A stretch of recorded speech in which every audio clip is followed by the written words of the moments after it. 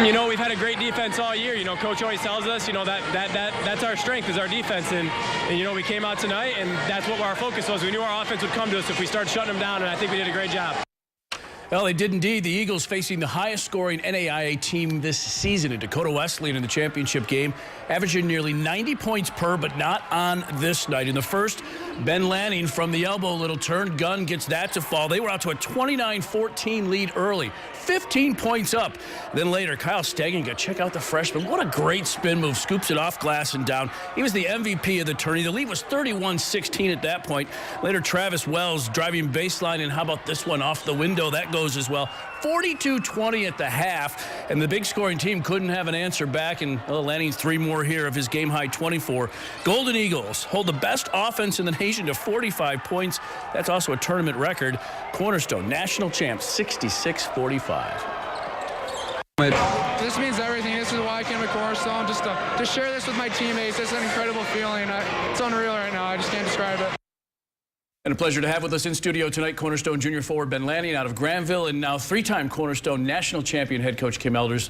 Thanks for being here, first of all, guys, and congratulations. Thanks, Larry. What has it been like for the last few, beginning with you, Coach, well, let me start here. I know it's your 3rd title, but you've made it a point, obviously, it's the first for these guys and first for this group. How special was it for you to see them win with all they put in this season? Well, it's very special. You know, I'm so proud of these guys. It's about these guys, and my assistant coach did a great job scouting the opponents and putting together game plans, but the guys executed the game plans to a T, and we were led by Ben. Ben had a great tournament, and I'm just so proud of the guys. Ben, when did you guys realize, I mean, I know every team has hope all the time, but at what point did you guys realize, and I guess coming off the injury as well, like, hey, boys, we have a chance we can do something really big here? I'd really say right after the WAC tournament. Yeah. We were feeling good going into the tournament on a really high note, and we won our first game down in Branson by, you know, 20-something, 19. Yeah. And after that, I'm like, you know what, I think we can do this.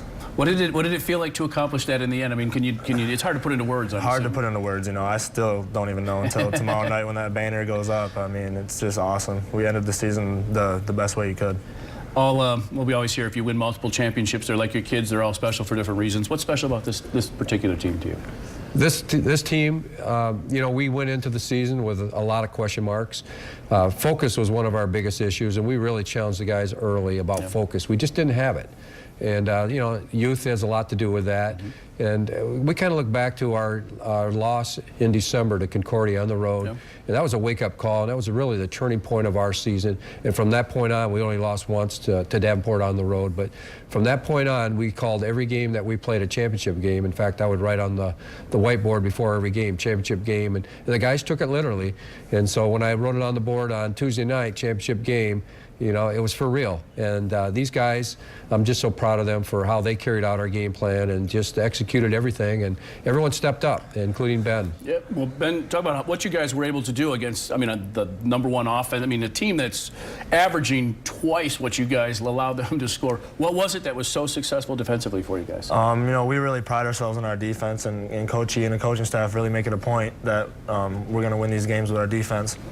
And we saw that they're a very good 3-point shooting team and the highest team in offense, but we're also the #1 defensive 3-point field goal. So I guess it was a matchup to see who's going to win that battle, and we came out on top then. What was the basic strategy? I mean, did you make big changes to what you normally did? We did. We had an hour to go through a walkthrough, and we spent 50 minutes really on Dakota Wesleyan, and they have so many trickery. It's an unconventional offense, so different, and we kind of introduced a lot of it to our players.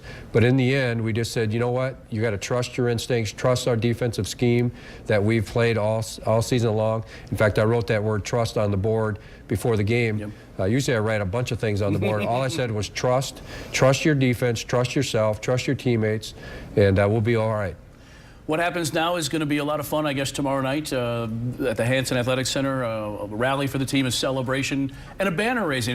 Have you been part of a banner raising before? And you know, your thoughts on going into that? Sure. You know, we had a banner raising in 2011. Pretty excited. There'll be a lot of Cornerstone fans there. Our student body will be there. I think we're going to have a few, you know, special people there.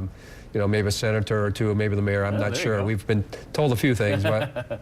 There's going to be a few dignitaries there, but it's just going to be a great rally time for our student body and just celebrating what we've done over the past season and particularly the past week. How about you, Ben? Looking forward to that, I'm assuming, the team is? I've never been a part of it, so I just can't wait.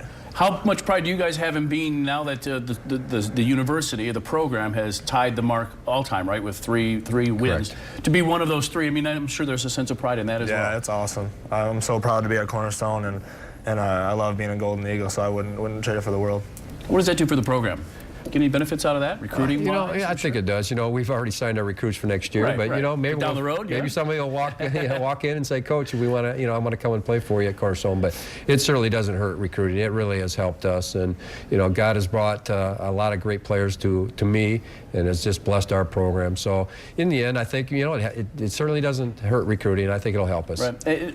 We were all wondering what the difference would have been had it. I mean, there's a chance it could have been Davenport. You could have a national championship with two schools right down the road from each other. On one hand, that would have been neat, and I'm sure on the other hand, it's fun to play someone from across the country. What were your thoughts, on that potential? Let's begin with you, Ben, on that potential matchup.